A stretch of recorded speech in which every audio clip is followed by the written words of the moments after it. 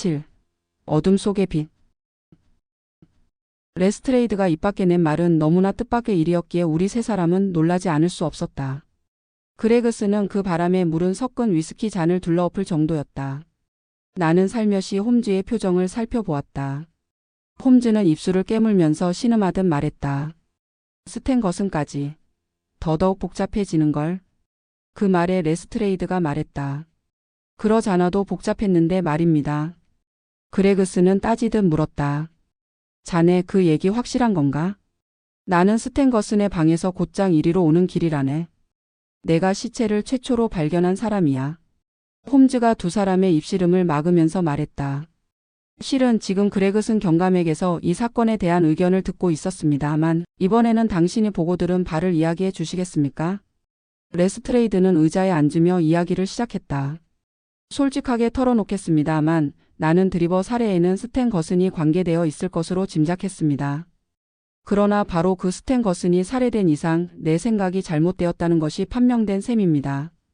어쨌거나 그동안 나는 스탠 거슨이 범인일 것으로 생각하고 그자의 행방 수사에 전력을 기울였습니다. 그 두 사람이 3일 저녁 8시 반경 유스턴 역에 갔었다는 것은 하숙집 앞에서 그들을 태운 마부를 찾아내어 규명이 되었습니다. 그런데 드리버는 다음날 새벽 2시에 시체로 발견되었던 것입니다. 나는 스탠 거슨이 8시 반부터 범행 시간까지 무엇을 했는지 또한 범행 뒤에 어디로 갔었는지를 조사하기로 마음먹었지요. 우선 리버풀에 전보를 쳐서 스탠 거슨의 인상착의를 알려주고 미국행 기선에 승선하지 못하도록 조치를 취했습니다. 그리고 나서 유스턴역 부근의 호텔이나 하숙집을 이잡듯이 뒤졌습니다. 내 생각으로는 역에서 헤어졌다면 그날 밤은 역 부근의 여관에 묵고 이튿날 아침 역 앞에서 만나는 것이 상례이니까요. 홈즈가 물었다. 그러나 허실이었다는 겁니까? 맞습니다. 스탠 거슨은 역 주변에 나타나지 않았습니다. 그래서 다시 오늘 아침부터 수소문하러 돌아다니다가 8시경에 리틀 조지가의 할리 데이비스 호텔에 들러 물어보았습니다. 혹시 여기에 스탠 거슨이라는 사람이 투숙하지 않았소?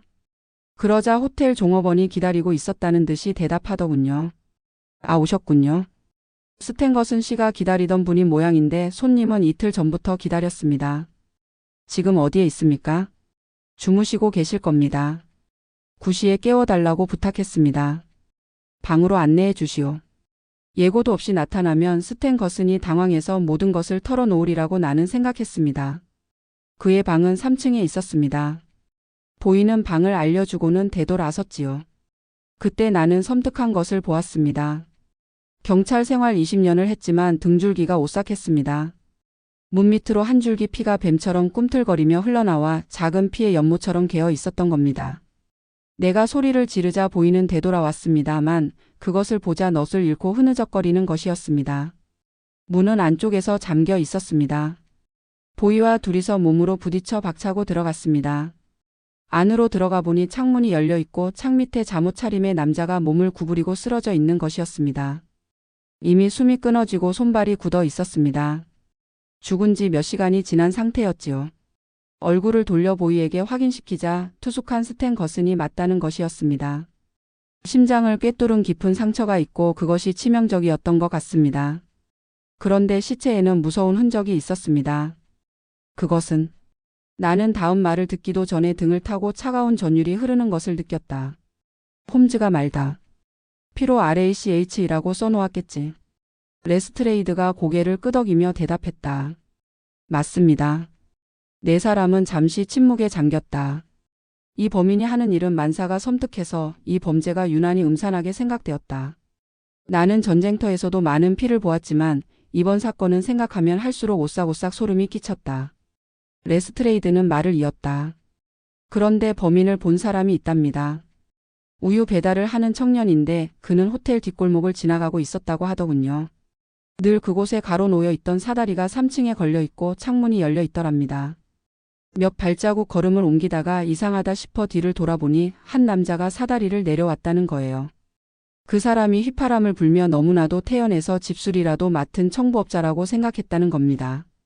키가 크고 얼굴이 불그스레했으나 이상한 점은 사다리를 오르내리기에는 불편한 갈색 외투를 입고 있었다고 했습니다. 어쨌거나 범인은 살인을 한 뒤 한동안 현장에 머물러 있었던 모양인지 손을 씻은 듯 세면기에 피가 섞인 물이 개어 있었으며 칼에 피를 닦은 시트가 흩어져 있었습니다. 범인의 인상착의가 홈즈가 예상한 범인의 것과 일치했기에 나는 순간적으로 홈즈의 기색을 살펴보았다. 그러나 그의 얼굴에는 득의양양한 표정은 없었다. 홈즈가 물었다. 방 안에는 범인의 단서가 될 만한 것은 아무것도 없던가요? 별로. 스탠거슨의 주머니에는 드리버의 지갑이 들어 있었습니다. 스탠거슨은 늘 드리버를 대신해서 돈을 지불했기에 이상할 건 없습니다. 지갑 속에는 80파운드의 지폐가 가득 들어 있었습니다만 도둑 맞은 흔적은 없습니다. 이로써 2번에 걸친 살인사건의 동기가 무엇인지는 모르지만 돈이 목적이 아닌 것만은 확실합니다. 그리고 스탠거슨의 주머니 속에서 나온 것으로는 한 달 전에 미국 동부의 클리블랜드시에서 발신한 전보가 한 통 있었을 뿐입니다. 전문의 내용은 J. H.는 유럽에 있음입니다. 발신인의 이름은 없습니다. 그 밖에 다른 것은? 이렇다 할 점은 없습니다. 스탠거슨이 잠들기 전에 읽었던 것으로 보이는 소설책이 머리맡에 놓여 있고 의자 위에는 파이프 하나 그리고 타자기 위에는 물이 반쯤 남은 컵, 창틀 위에는 환약이 둘 들어있는 작은 상자가 있었습니다. 그 말을 들은 홈즈가 탄성을 지르며 의장에서 벌떡 일어났다. 아, 이제 최후의 단서가 잡혔다. 이제 사건은 해결됐다. 두 경감은 갑작스러운 홈즈의 외침에 어안이 벙벙한 표정이 되었다. 홈즈는 자신만만하게 말했다. 무척 복잡하게 얽힌 사건이었으나 마침내 그 실마리가 풀렸나 봅니다. 물론 자세한 점은 이제부터의 조사로 보완해 나가야겠지만 드리버가 역에서 비서 스탠거슨과 헤어져 스탠거슨이 시체가 되어 발견되기까지의 대체적인 사실이 눈앞에서 보듯 선명합니다. 내가 어느 정도까지 알고 있는지 그 증거를 한번 보여드릴까요? 그러면 레스트레이드 경감 그 환약을 갖고 왔습니까? 레스트레이드가 작은 상자를 꺼내 놓으며 말했다. 갖고 왔습니다. 지갑과 전보 등을 본서에 보관시킬 때에 묻어온 거나 다름없습니다. 이런 건 별로 중요할 것 같지도 않은데. 그걸 이리 주시오. 홈즈가 환약을 받아들고는 나를 바라보며 말했다. 어떤가 와트슨, 이거 보통 환약 같은가? 진주 빛을 띤 작은 환약으로 창문에 비춰보니 투명했다. 가볍고 투명한 것으로 보아 물에 녹겠는걸. 그럴 걸세. 그런데 주인집 테리어 종개가 병에 걸려 고통스러워하는 걸 보지 못하겠으니 어떻게든 평안히 숨을 거두게 할 수 없겠냐고 아주머니가 자네에게 상의하는 걸 들었네만 그 개를 데리고 와주겠나? 나는 곧 아래층에 내려가 개를 안고 올라왔다. 숨소리가 거칠고 눈빛이 흐린 것으로 보아 죽을 때가 임박한 것 같았다. 홈즈는 주머니 칼을 꺼내며 말했다. 그럼 이 환약 한 알을 반으로 쪼개겠습니다. 반쪽은 다음을 위해 보관하기로 하고 자, 이 알약 반쪽을 컵 속에 물에 타봅시다. 보십시오. 와트슨 박사의 예상대로 곧 녹았습니다. 홈즈의 약장사 같은 넋두리의 레스트레이드는 놀림을 당하고 있는 것으로 생각했는지 볼멘 소리로 이렇게 말했다. 그래, 그것이 스탠거슨이 칼에 찔려 죽은 일과 무슨 관계가 있다는 겁니까? 아, 너무 조급하게 다그치지 마십시오. 관계가 깊다는 것을 곧 알게 됩니다. 자, 테리어 개가 먹기 좋게 우유를 약간 타서 이것을 접시에 담아 개에게 주면 잘 먹을 겁니다. 홈즈는 이렇게 말하며 접시를 개의 코끝에 놓았다. 테리어는 그것을 깨끗이 할아서 먹었다. 우리는 홈즈의 진지한 태도에 이끌려 무엇인가 놀라운 변화가 일어날 것을 기대하면 뚫어지게 개를 지켜보았다. 그러나 아무런 변화가 없었다. 개는 여전히 거친 숨을 몰아쉬고 빛을 잃은 눈으로 우리를 둘러보고 있을 뿐이었다. 환약을 먹은 결과가 개의 병에 나쁘지도 좋지도 않은 것이 분명했다. 홈즈는 시계를 꺼내 들고 지켜보았으나 시간이 지남에 따라 당황하는 기색을 보였다. 아랫 입술을 깨물고 손가락 끝으로 테이블을 톡톡 소리내어 두드리는 모습이 매우 초조한 것 같았다. 나는 그의 그러한 심정에 동정이 갔으나 두 경감은 홈즈가 난처한 입장에 빠진 것이 고소했던 모양인지 비웃는 듯한 미소를 띠고 있었다. 마침내 홈즈는 자리에서 일어나 거칠게 방안을 서성거리기 시작했다. 절대로 이럴 수는 없는 일입니다. 드리버가 살해되었을 때 나는 그 주변에 독약이 있을 것으로 단정했는데 바로 그것이 스탠거슨의 시체 옆에서 발견된 것입니다. 그런데도 이 약에는 독이 없다. 이것이 어떻게 된 일일까? 내 추리가 엉뚱했던가? 그럴 리가 없습니다. 그럴 리가 없는데도 걔는 멀쩡하다. 아, 알았다. 이제 알았다. 홈즈는 탄성을 지르며 다른 하나의 환약을 집어들더니 먼저 번처럼 반으로 잘라 그 한쪽을 모래 녹이고 우유를 타서 테리어 코끝에 놓았다. 그것이 테리어의 최후였다. 불쌍한 개는 액체를 한 번 혀로 핥는 순간 내 발을 격렬하게 버둥거리면서 마치 감전이나 된 듯이 몸을 쭉 뻗고 죽어버렸다. 홈즈는 크게 숨을 내쉬며 이마에 땀을 닦았다. 나는 내 추리에 좀 더 자신을 가져야 했습니다. 어느 하나의 사실이 추리한 바에 어긋나 보일 때는 반드시 다른 각도에서 해석할 필요가 있는 거지요. 상자 속에 환약이 2개 있었는데 하나에는 독이 없지만 다른 하나에는 맹독이 들어 있었던 겁니다. 2개의 환약을 보았을 때에 그 정도는 판단했어야 하는데 이건 내 큰 실수입니다. 나는 홈즈의 그런 추리가 어떻게 해서 가능했는지 알 수가 없었으나 발밑에 놓인 테리어의 시체를 보고는 홈즈의 추리가 정확한 것임을 인정하지 않을 수 없었다. 나는 머릿속에 꽉 찬 안개가 한 가닥씩 걷히며 희미하게나마 사건의 진상을 보이는 것 같은 기분을 느꼈다. 홈즈가 말을 이었다. 당신들은 아직 짐작이 가지 않는 모양이나 처음 수사가 시작되면서 정확한 단서가 꼭 하나 있었는데 당신들은 그 중요성을 지나치고 말았던 것입니다. 나는 다행히 그것을 놓치지 않았고 그 뒤에 일어난 새로운 사태에서 나는 최초의 추리가 옳았다는 것을 안 겁니다. 극히 평범한 범죄가 오히려 해결하기 어려운 겁니다.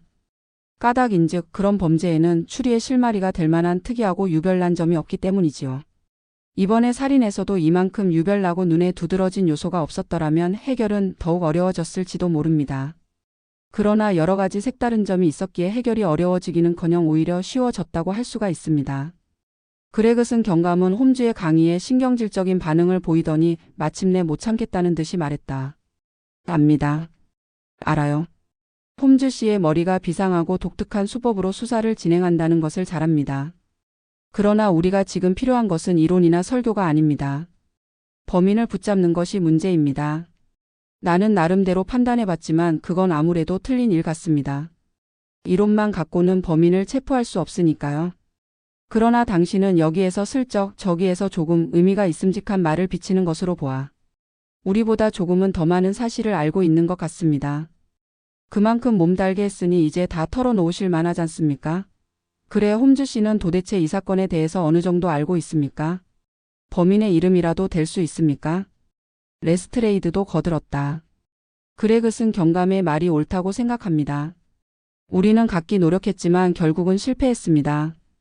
아까부터 듣고 있자니 당신은 필요한 증거를 모두 손에 넣은 투로 이야기했습니다만 감질나게 하지 마시고 속 시원히 밝혀주시지요. 나도 가만히 있을 수 없었다. 범인 체포가 지연되면 또 다른 희생자가 생길 수도 있는 일이 아닌가. 홈즈는 모두에게 공박을 받다시피 하면서도 결심이 서지 않은 모양이었다. 생각에 몰두해 있을 때의 버릇대로 고개를 떨구고 양미간을 찌푸린 채 방안을 오락가락 하다가 갑자기 걸음을 멈추고는 우리를 바라보았다. 그레그슨 경감 범인의 이름을 댈 수 있느냐고 질문하셨는데 나는 그 이름을 알고 있습니다. 하지만 범인을 체포하는 수고에 비하면 이름을 알아내는 것은 쉬운 일이지요. 하기야 체포하는 일도 눈앞에 다가왔습니다. 나는 이미 그럴 수 있도록 손을 써두었고 예정대로 잘 될 것으로 믿고 있습니다. 그러나 우리가 상대하고 있는 범인은 대단히 교활하고 위험한 자이며 또한 민첩하기 짝이 없는 일당을 거느리고 있으므로 신중에 신중을 기해야 합니다. 이 남자가 아무에게도 꼬리를 잡히지 않았다고 생각하는 동안에는 체포할 수 있는 기회도 있지만 조금이라도 불안을 느끼면 이름을 바꾸고 그 즉시 이 대도시의 400만 시민 속으로 섞여들고 맙니다. 당신들의 기분을 상하게 하고 싶지는 않지만 이번의 범인은 경찰의 손으로 다룰 수 있는 상대가 아닙니다. 그러기에 당신들에게 도움을 청하지도 않았습니다. 그래서 만에 하나 실패하면 그 책임은 내가 져야 하겠지만 그만한 각오는 하고 있습니다. 따라서 내가 취한 작전을 당시들에게 털어놓아도 무방할 단계가 되면 그때 가서 이야기하겠습니다. 그레그슨과 레스트레이드 두 경감은 경찰이 무시당한 데 대해서 화가 난 모양이었다. 그레그슨은 얼굴이 뻘겋게 달아오르고 레스트레이드는 눈을 부라렸다. 그러나 그들의 감정이 폭발하기에 앞서 문을 두드리는 소리가 들리고 거리의 불황아들의 대표인 위긴스 소년이 그 꾀죄죄한 모습을 나타냈다. 선생님, 마차를 밖에 데리고 왔습니다. 홈즈의 눈이 빛났다. 수고했다. 그런데 경찰에서는 왜 이런 신식수갑을 쓰지 않지요? 이 용수철이 얼마나 예민하지 보십시오. 이렇게 순간적으로 작동합니다. 그렇게 말하며 서랍에서 꺼낸 강철제 수갑을 움직여 보였다. 레스트레이드가 씹어뱉듯 말했다. 수갑을 채울 놈만 있다면 우리 것으로도 충분합니다. 홈즈가 미소를 머금고 말했다. 그야 그렇겠지요. 짐을 싸는 일을 마부에게 거들어 달라고 해야겠는데. 위긴스, 너 가서 마부를 이리로 데리고 오도록 해라. 나는 홈즈가 이사를 가거나 여행을 간다는 소리는 들은 적이 없으므로 그의 갑작스러운 말에 놀라지 않을 수 없었다. 방에는 큼직한 여행 가방이 하나 있었는데 홈즈는 그것을 끌어내더니 혁대를 걸기 시작했다. 때마침 마부가 들어왔다. 홈즈는 무릎으로 가방을 누르면 돌아보지도 않고 말했다. 마부, 수고스럽겠지만 혁대의 장식을 채워주시려. 마부는 무뚝뚝한 얼굴로 가까이 가서 이를 도우려고 양손을 뻗었다. 그 순간 날카로운 금속성 소리가 나고 홈즈가 몸을 벌떡 일으키며 태연히 말했다. 여러분, 드리버와 스탠거슨을 살해한 범인 제퍼슨 호퍼 씨를 소개합니다. 모든 일은 순간적이었다. 나는 무슨 일이 일어났는지 미처 분간할 수도 없었다. 마부는 마치 마법에 의해 손목에 걸린 것과도 같은 수갑을 물끄러미 바라보며 넋을 잃은 사람처럼 서 있었다. 나는 그때의 광경을 지금도 잊을 수가 없다. 1-2초 동안 우리는 조각된 군상처럼 꼼짝도 하지 않고 서 있었다. 그러나 다음 순간 수염이 무성하고 거친 마부의 얼굴이 일그러지며 자신의 어깨를 움켜잡고 있는 홈즈의 손을 뿌리치더니 창문을 향해 몸을 날렸다. 유리창이 박살이 나 흩어졌다. 그러나 마부가 창틀에 발을 올려놓기도 전에 그레그슨, 레스트레이드 그리고 홈즈가 마부를 덮쳤다. 마부는 방 안쪽으로 끌려오며 몸부림을 쳤다. 그의 황소 같은 힘에 그들 네 사람은 몇 번이고 나뒹굴었다. 마부의 얼굴과 손에서는 유리 파편에 찢겨 피가 흐르고 있었지만 그는 조금도 굴하지 않고 저항했다. 그러나 무술에 능한 레스트레이드 경감이 등 뒤에서 손을 걸어 목을 죄었다. 그는 이제 단념한 모양이었다. 하지만 우리가 그의 팔다리를 묶어 꼼짝도 못하게 할 때까진 안심할 수 없었다. 포박이 끝나고 우리가 제정신을 차렸을 때 홈즈가 홀가분한 표정이 되어 말했다. 자, 여러분, 이걸로 이 사건도 마무리가 되었습니다. 이제 이야기하라면 기꺼이 다 말씀드리겠습니다. 이 남자가 끌고 온 마차가 있으니까 그걸로 경시청까지 호송해 갈 수 있을 겁니다. 다음 편부터는 잠시 화제를 바꾸어 이 불가사의한 사건의 원인이 되었던 옛날의 일을 기술하기로 하겠다.